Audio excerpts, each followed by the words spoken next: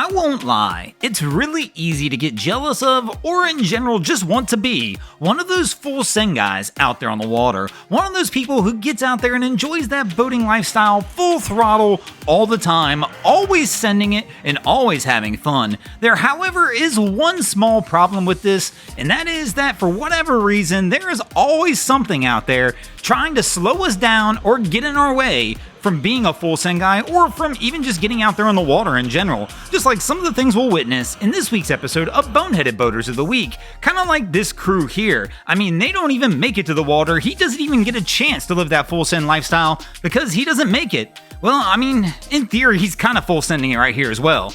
Just not the full send he was actually looking for, but again, we all make mistakes out there, and some of those mistakes will slow us down. One of the other mistakes you can make to slow you down in your boating lifestyle, that'd be dropping the anchor a little early.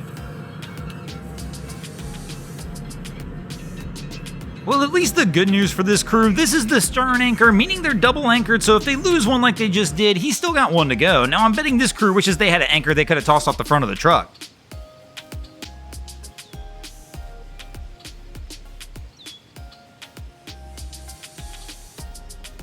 Now, sometimes it's the weather that'll get out there and stop us from living that full send lifestyle. You'll want nothing more than to get out there on the boat, just drop it into gear, and let her rip, but she won't go anywhere because the weather's stopping you. Even our guy here, he's enlisted a little help, and he's still not getting anywhere. Now, of course, one of those other things that'll stop you from living that full send boating lifestyle is sending it a little too early, like our girl does here. That's never going to help you in trying to get out there and enjoying the water, at least on the boat. And another thing, well, people in general. It's not always going to be us that cause the problem. Sometimes other people are getting our way, and sometimes we just got to get them out of our way.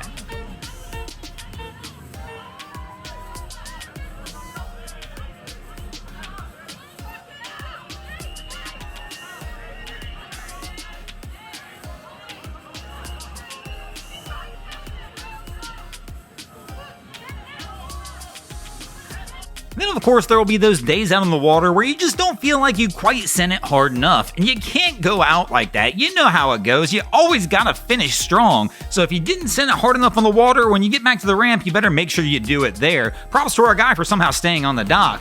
Now, this crew took the opposite approach. They decided they were gonna send it hard a little early before they got on the water and drop it right on the ramp.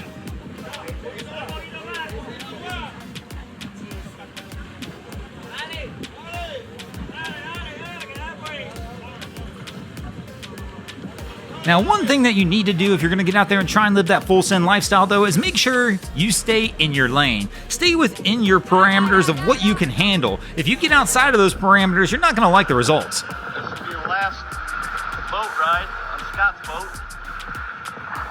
I guess we're swimming back. Is there anything else we need to grab out of here? Now, I'm just guessing in this one that weather played a part in stopping this crew from having a full send day. Another way to stop yourself from having a full send day, inviting too many people on the boat. The boat's not going to like that at all.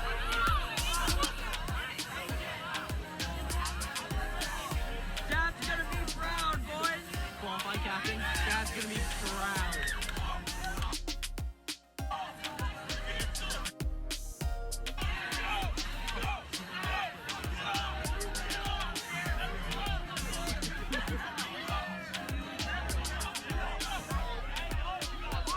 And then, of course, you've got those captains who are truly committed to the full send lifestyle. Even if they run out of gas, they're finding a way to send her anyway. I don't know, but that's true. That's too far no matter how far. But he's moving though. Good Lord. Now, another thing you've got to learn if you're going to be a full send captain is when to send her and when to not. It's not always a good idea just to let her rip tater chips. Sometimes you got to pull back on that throttle and assess the situation before you just send it on through.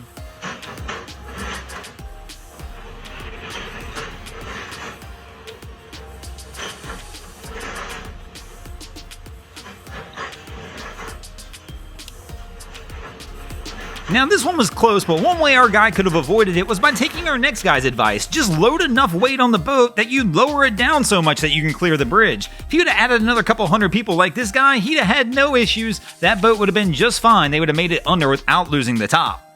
Now, sometimes when you're out there in the water living that full send lifestyle, you want to slow it down just a little bit. Take in the sights, see what's going on around you, but you always got to stay true to who you are. So even if you slow it down for a minute, you always got to know when it's time to hit the throttle again. Then, of course, the king of the full send boys out there in the water, those jet ski guys. I mean, nothing says full send like 320 horsepower on a little miniature rocket ship on the water like this.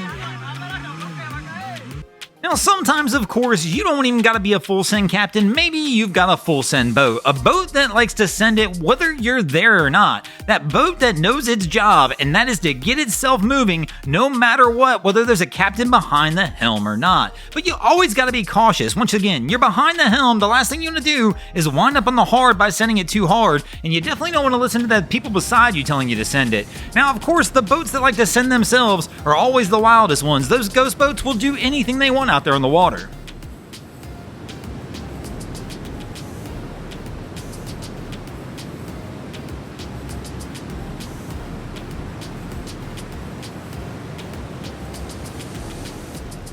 Now that's one way to get her down the river, but of course those full send crews, they're not worried about how they get it down the river. They're gonna get it launched and get it out there no matter what to get their day going. I mean, take our crew right here for example. No boat ramp in sight, not gonna stop them. They're gonna find a way to get her launched. I mean, this is like the European version of redneck engineering here in the US.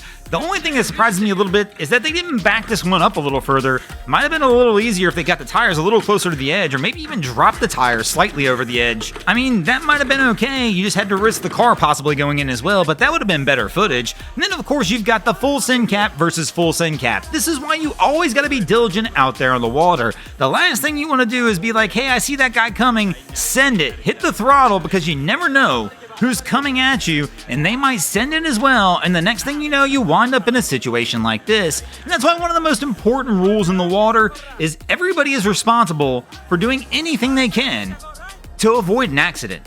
So I see people argue all the time over who is in the right of way and who is right or wrong, and the reality is a lot of times both people were in the wrong if they didn't do everything they could to actually avoid the incident. It really is one of the biggest surprises in maritime law how often you'll see accidents happen and a court actually rules in the end just that.